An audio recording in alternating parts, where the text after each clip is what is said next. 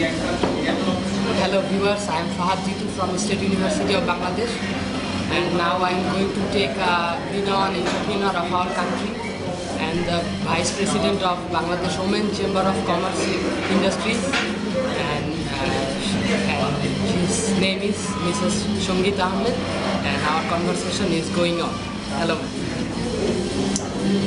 And my first question is about your background, about birth, date of birth, home district, and education, and all of it.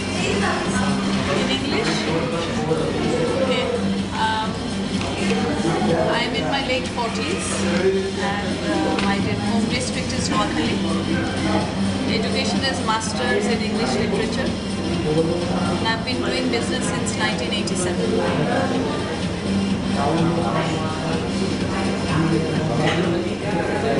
Another question is, what motivator factors influence you to become an entrepreneur? There was nobody in my family with a business background. I think I'm the first person in the family. I never worked in my life. Since my early 20s, I was an entrepreneur. Starting your business in your 20 years old. In 1987, when I was in my early 20s, I was doing my graduation, and I had a boutique with my mother as a partner. My mother used to do sewing. And you see your beginning story. That was my beginning. As a boutique, it was called Top Girl in Gulshan 1. So Top Girl.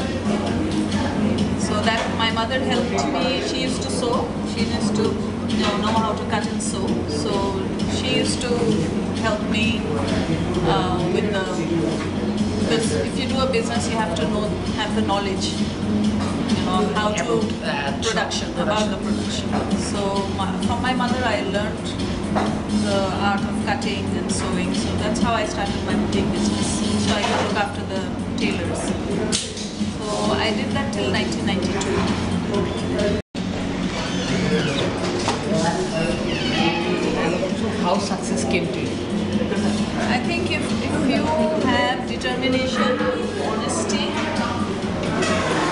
and ethics, business ethics, and main thing is you have to have the vision. You have to have a vision. If you have a vision that I'm going to go this far, then you'll be successful.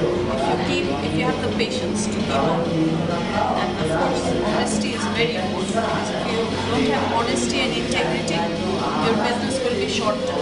But for long-term success, goodwill of the customers, to earn the goodwill of the customers, permanent goodwill, you need to have honesty and integrity. What was the turning point of your company? Turning point in 1991. No, sorry, in the year 2000. In the year 2000, Time Out was born. At that time, I was in the media business. I used to make television programs and all that. In order to do business, if you have a hurdle, because business means that you can face hurdles in future. So you should always have a diversified field where you can turn to so that you can cross that hurdle. So if you have only one business, you have a hurdle, then sometimes we will stop because there's no other support. So I thought, I learned this diversification from the women's chamber.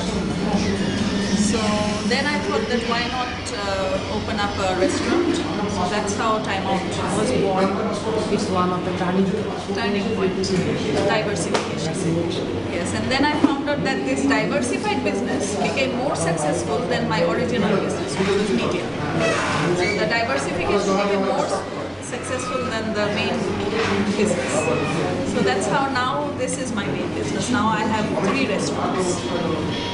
Skyroom, Time Out, 2 branches of Time Out and 1 Skyroom. Also Green Bee Company. Yes, that is my media business. Yes.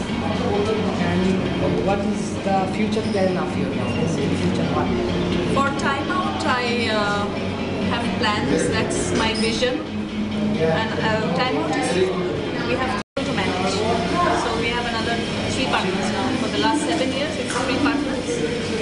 And our vision is to actually expand time out to all over Bangladesh. And how many branches? Now we just have 2 branches. Yes. But it's very difficult to, because we have certain principles, you see, which we have to adhere to. Without those principles, we will not open another branch. So in order to control the quality, so that the quality of food is the same everywhere, even if I open in Cox's Bazar or Chittagong in Khulna, quality of food and service has to be the same as the original time out. That is quite difficult to monitor. So that's why we're going slow. Slow and steady, but that is our vision. I was working in KFC, so I know about the hospitality management a little bit. And it's very tough to convince customer and control everything. Okay, thank you, ma'am. And what is the failure in your life? Failure. Failure is maybe because I'm a woman. It's quite difficult for a woman to do business because all my employees are men. No, ma'am. Yeah, we have in the 3 restaurants we have over 60-70 employees. So all are men. So first of all, the men, to convince them to accept a woman as a business in the catering sector, the food sector. Now I have established myself, but at first it was difficult. And personal hobby, interest, and free times, and other, what do you want to say about yourself? In my free time, I like to spend with my family. I do some writing, so I sometimes write poetry and do some writing. So that is my hobby. I also saw you interested in traveling, Latin dance, Yes, music. I learned Latin dance as well, which is my passion. I like music. I like the dancing is my hobby because that relieves stress reliever. So I never think of myself as growing old. So I always like to remain young at heart, and I like to enjoy life. Youthful. I saw you.